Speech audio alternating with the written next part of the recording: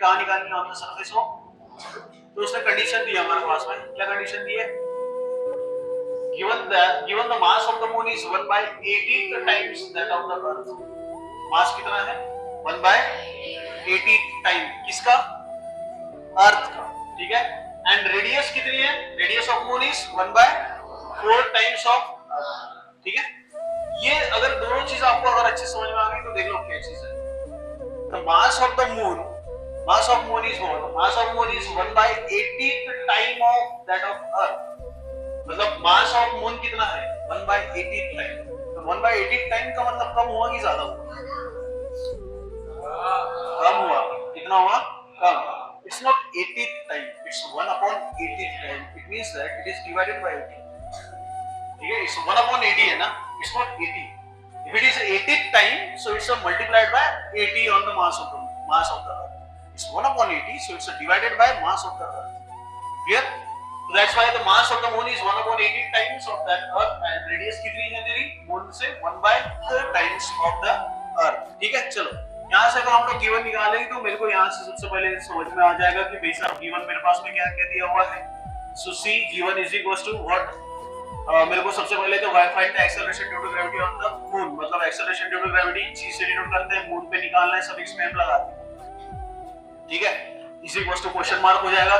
So see given the mass of the moon is 1/80, तो mass of moon, ठीक है, मतलब m suffix m, so mass of moon is equals to 1/80 time of mass of earth. Clear, ये mass of earth हो गया, ठीक है। Again radius of moon is 1/4 times of the earth, मतलब radius of moon is equals to 1/4 of radius of earth. ठीक है, समझे कैसे बनी हुई है, ठीक है। Now we have the equation for acceleration due to gravity. Acceleration due to gravity की मेरे पास में इक्वेशन है।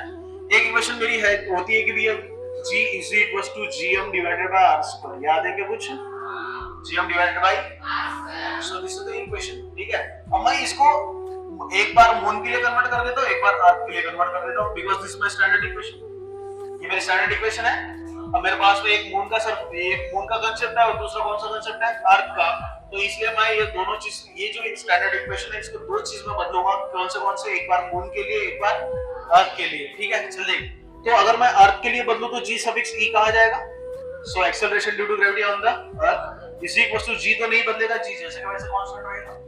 m बदल जाएगा तेरा मास ऑफ अर्थ में, ठीक है, divided by, and this is radius of अर्थ और इसका square. Clear, so consider this is equation number 1।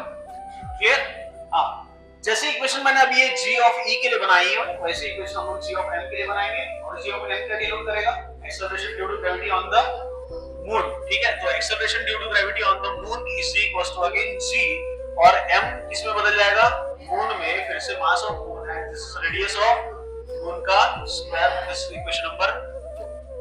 So we have to calculate acceleration due to gravity on the moon, तो इसलिए डिवाइड इक्वेशन 2 बाय 1, दोनों equation को divide करेंगे, 2 divided by 1, सो ये हो जाएगा gm divided by ge, gm divided by is equals to, फिर से इक्वेशन क्या बनेगी तेरी, g mass of moon divided by, ये सफिक्स में है ना, रेडियस ऑफ मून का square total divided by g mass of earth divided by radius of earth का स्क्वायर, ठीक है। अब ये g और g कैंसिल हो गया, r e ऊपर r m नीचे, ठीक है, ये नीचे आ जाएगा, ये ऊपर, और ये g cancel, so again g suffix m divided by g suffix e is equals to c mass of moon multiplied by radius of earth का square divided by mass of earth into radius of moon का square. Clear, ठीक है।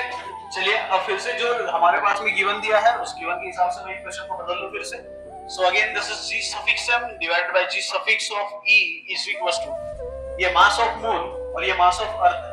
Mass of moon में कितना है, mass of moon is 1/8 of mass of earth, so see mass of moon बदल दूं मैं 1/80 मास ऑफ अर्थ, और ये रेडियस ऑफ अर्थ है, तो रेडियस ऑफ अर्थ का एज इट इज रख देता हूं, रेडियस ऑफ अर्थ का होल स्क्वायर डिवाइडेड बाय, फिर से मास ऑफ अर्थ जैसे के वैसे रख दूं, ठीक है, क्योंकि ये दोनों कैंसिल हो जाएंगे, ठीक है, और फिर उसके बाद में क्या है, रेडियस ऑफ मून, और रेडियस ऑफ मून का क्या है, इट इज 1/4 और 1/4 ऑफ RE का स्क्वायर। ठीक है, हाँ देखो ये दोनों कैंसिल हो गए, ये दोनों कैंसिल हो गए। ठीक है, 16,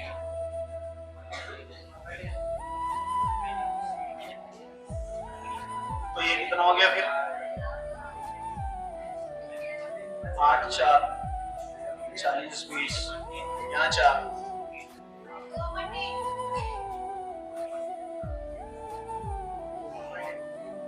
4/20, 2/10। So again this is 2 divided by,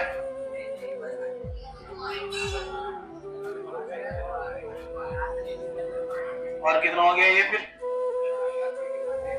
2 multiplied by 9.8 divided by 10, कितना, ये 19.6 divided by 10, तो 1.96, so this is 19.6 divided by 10, so it's a 1.96 meter per second square. So this is your equation.